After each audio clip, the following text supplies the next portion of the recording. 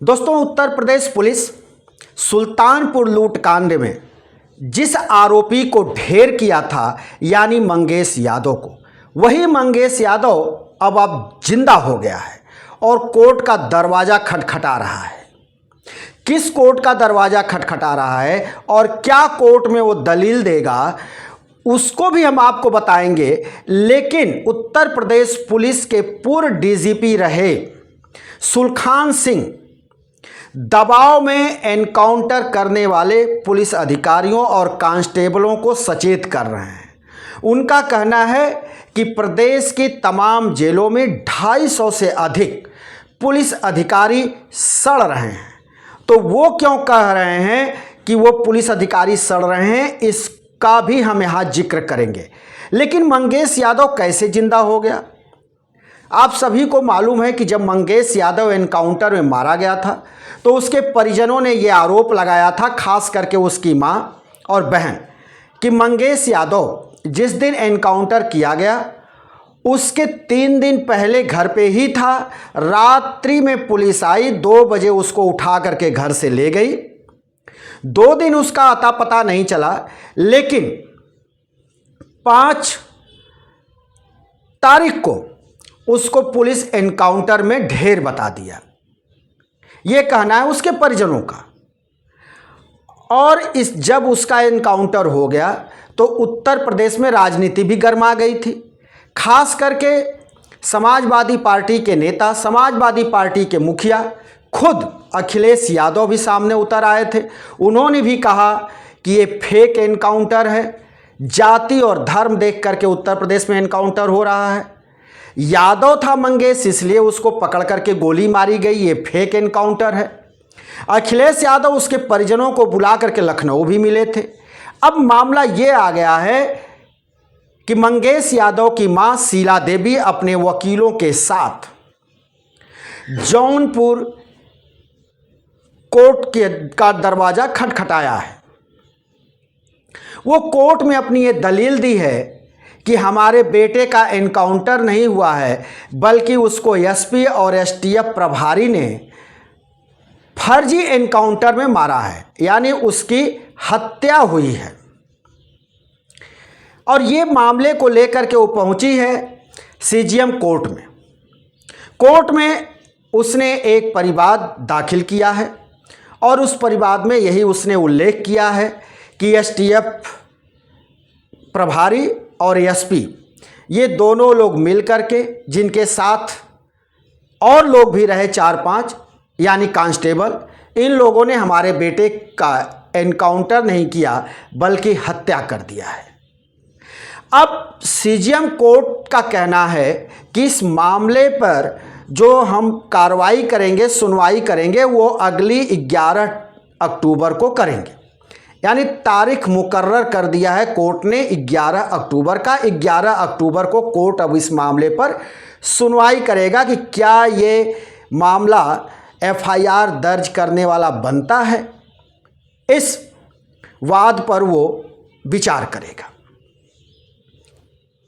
तो मंगेश यादव एक बार फिर कोर्ट के माध्यम से जिंदा हो जाएगा और वो दलीलें जो दी जाएंगी बकौल मंगेश यादव के तरफ से उसकी मां देगी, उसके वकील देंगे।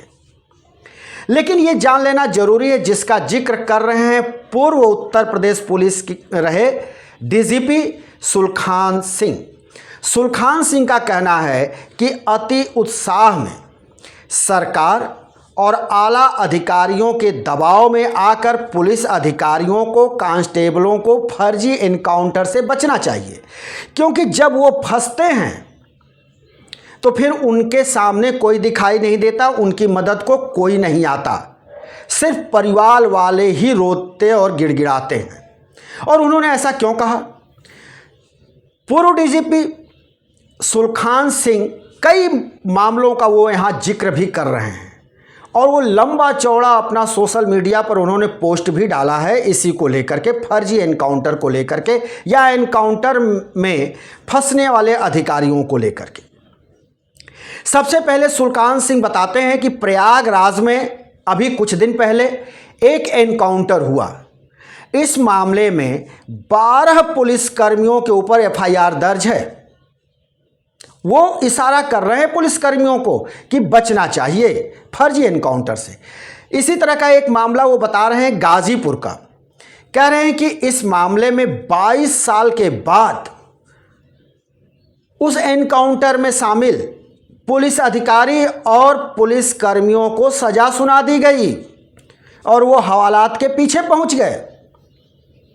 इसके बाद वो जिक्र करते हैं सीतापुर का।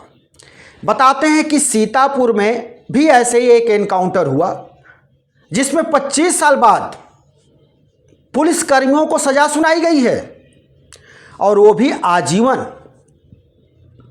इसके बाद वो कहते हैं कि ऐसी स्थिति तब आती है जब पुलिसकर्मी या पुलिस अधिकारी पद से रिटायर हो जाता है और मुकदमा इतना लंबा चलता है। जब मुकदमा लंबा चलता है तो धीरे धीरे ये पुलिस वाले रिटायर होने लगते हैं, तो बूढ़े होने लगते हैं, और जब इस पर फैसला सुनाया जाता है, उनको सज़ा होती है, उस वक्त ये पुलिसकर्मी या पुलिस अधिकारी ये सब बूढ़े हो चुके होते हैं, इनकी उम्र काफ़ी अधिक हो चुकी होती है और इनको सज़ा हो जाती।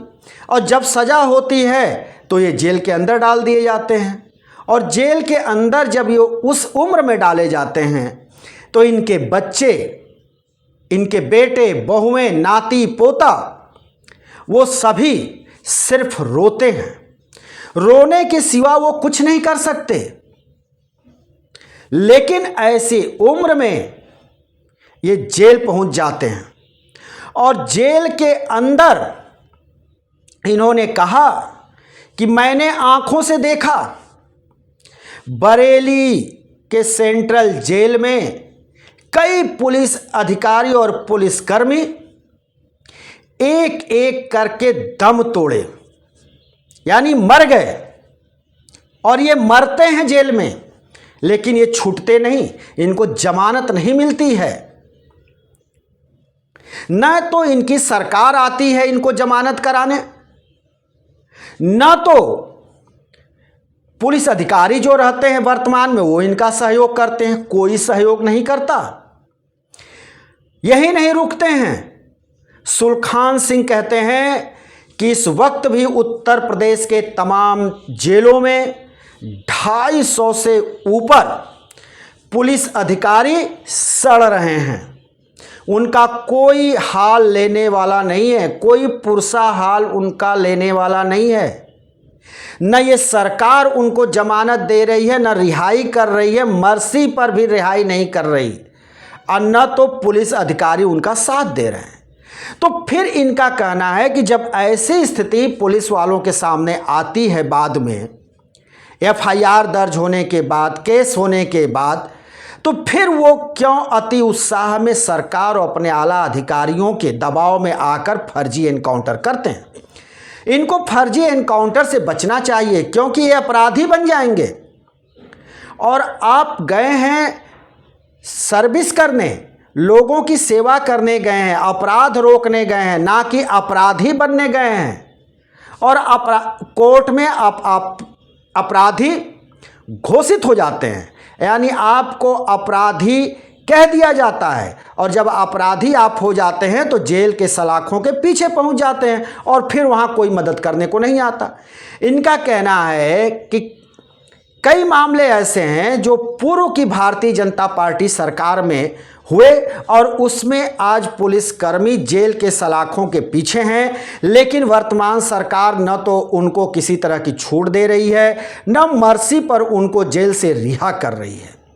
तो जब सरकार पुलिसकर्मियों का साथ नहीं दे रही है, नहीं देती है, आला अधिकारी भी साथ नहीं देते, और जिस उम्र में परिवार के लोगों की सेवा उनको चाहिए, दूसरों की लाठी के भरोसे उनका जीवन होता है, उस उम्र में वो जेल के सलाखों के पीछे सड़ने को मजबूर हो जाते हैं। इसलिए उत्तर प्रदेश पुलिस के पूर्व डीजीपी रहे सुलखान सिंह पुलिस कर्मियों को, पुलिस अधिकारियों को सचेत कर रहे हैं, उनको राय दे रहे हैं सोशल मीडिया के तहत कि आप फर्जी एनकाउंटर से बचिए।